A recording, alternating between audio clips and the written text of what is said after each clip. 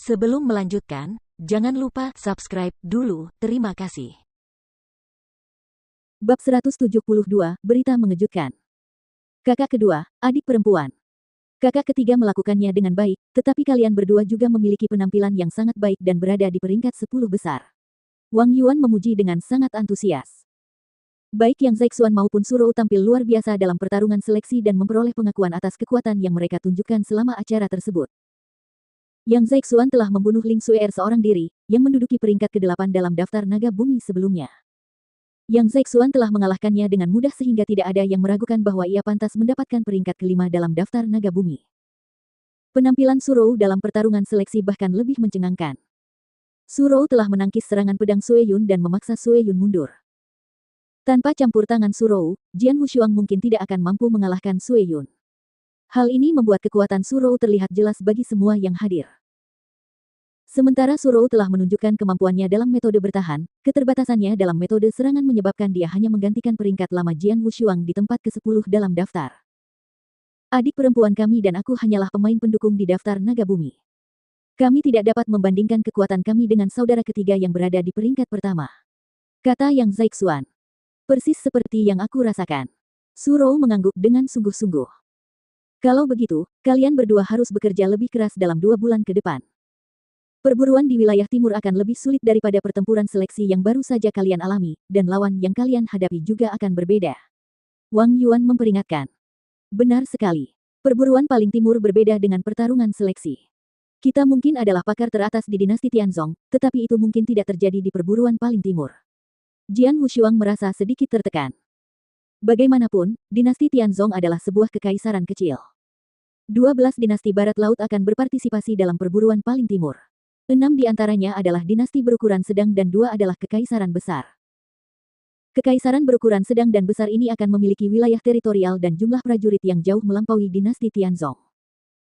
Kekaisaran kecil seperti dinasti Tianzong telah mampu menghasilkan banyak ahli, dan bahkan bakat luar biasa seperti Sue Yun. Itu berarti kekaisaran yang lebih besar akan memiliki banyak bakat mereka sendiri. Saya tidak tahu tentang dinasti lainnya, tetapi saya mengenal Kekaisaran Kosmos, salah satu dari 2 kekaisaran besar, kata Yang Zhaixuan. Kekaisaran Kosmos memiliki lebih banyak bakat daripada dinasti Tianzong dan keterampilan mereka lebih unggul dari kita. Kekaisaran Kosmos memiliki daftar ahli inti emas teratasnya sendiri.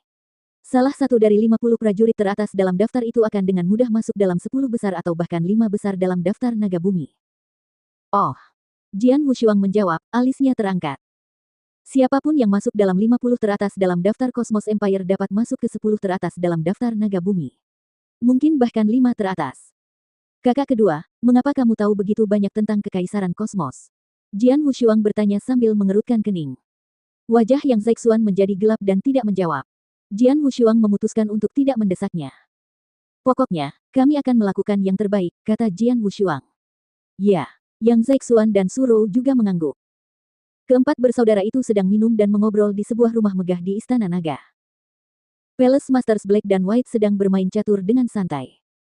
Tiba-tiba pintu didorong terbuka dan seorang pelayan berjubah ungu masuk. Yang mulia, Istana Naga Emas mengirim surat rahasia. Pelayan berjubah ungu menyerahkan surat itu kepada mereka. Dirahasiakan. Kepala Istana Putih dan Hitam terkejut. Kepala Istana Putih mengambil surat itu dan menyuruh pelayan itu pergi dengan lambaian tangannya. Pelayan itu segera pergi dan menutup pintu setelahnya. Masih duduk di depan papan catur, Ketua Istana Putih membuka surat rahasia itu dan membacanya bersama dengan Ketua Istana Hitam. Wajah mereka berubah serius setelah membaca isi surat itu. Perburuan paling timur akan diadakan dalam 2 bulan, jadi dia harus fokus meningkatkan kekuatannya untuk mempersiapkannya. Ini adalah kejadian yang tidak terduga. Kepala Istana Putih mengerutkan kening dan menoleh ke Kepala Istana Hitam. Bagaimana menurutmu? Haruskah kita memberitahunya sekarang atau merahasiakannya sampai akhir perburuan paling timur? Kepala Istana Hitam memikirkannya dan berkata, katakan saja padanya. Biarkan dia yang mengambil keputusan. Aku akan memberitahunya karena aku lebih dekat dengannya. Palace Master White bangkit dari tempat duduknya dan pergi. Tak lama kemudian, Kepala Istana Putih tiba di istana tempat Jian Wushuang dan teman-temannya sedang minum bersama. Jian Wushuang, Master Istana Putih muncul. Tuan Istana Putih. Mereka berempat langsung berdiri. Ikutlah aku, ada sesuatu yang ingin kukatakan padamu, kata Kepala Istana Putih. Jian Wushuang mengangguk dan mengikuti Master Istana Putih ke lapangan terbuka yang tenang. Ini adalah surat rahasia dari Istana Naga Emas. Lihatlah. Kepala Istana Putih menyerahkan surat itu kepada Jian Wushuang. Jian Wushuang bingung, tetapi matanya melebar ketika dia membuka surat itu dan melihat isinya. Hanya sebuah paragraf pendek yang ditulis dalam surat itu. Kami telah mengetahui bahwa Jian Nantian telah ditahan di Provinsi Tianan, Gunung Sembilan Cincin. Itu adalah sebuah paragraf pendek, tetapi cukup untuk membuat Jian Wushuang gelisah. Di sanalah ayahku berada. Ayahku ditahan di Gunung Sembilan Cincin. Wajah Jian Wushuang memerah karena marah dan dia memancarkan aura kemarahan yang tak terkendali. Jian Wushuang, tetaplah tenang. Teriak Master Istana Putih. Tetapi Jian Wushuang tampaknya tidak mendengarkan. Tetap tenang. Itu ayahnya. Meski ia tidak bertemu ayahnya selama bertahun-tahun, kenangan ayahnya yang mengajarinya ilmu pedang saat ia masih kecil masih terukir kuat dalam ingatannya. Ketika ayahnya menghilang, Jian Wushuang telah mencoba segala cara untuk menemukannya tetapi gagal karena kekuatan spiritualnya saat itu sedang kurang. Dia hanya bisa memenuhi keinginan ayahnya agar dia mengambil alih paviliun pedang, dan dia telah berusaha keras untuk melakukan hal itu sejak saat itu. Belum lama ini, dia terkejut saat mengetahui dari bibinya bahwa ayahnya masih hidup. Sekarang setelah dia akhirnya tahu di mana ayahnya berada, bagaimana mungkin dia tidak gelisah? Jian Wushuang, tenanglah dulu. Melihat keadaan Jian Wushuang, Kepala Istana Putih berteriak lagi dengan kekuatan khusus, menyebabkan Jian Wushuang menggigil dan segera tenang. Tuan Istana Putih. Jian Wushuang tidak dapat menahan diri untuk tidak melihat ke arah Tuan Istana Putih. Saya datang menemui Anda segera setelah menerima surat rahasia ini. Sekarang setelah Anda tahu di mana ayah Anda berada, saya tahu sulit bagi Anda untuk tenang dan Anda ingin mencari cara untuk menyelamatkan ayah Anda. Palace Master White berkata dengan sungguh-sungguh. Saya mengerti semua hal ini. Namun, sebelum menyelamatkan ayahmu, kamu harus memiliki pemahaman yang jelas tentang kekuatan lawan.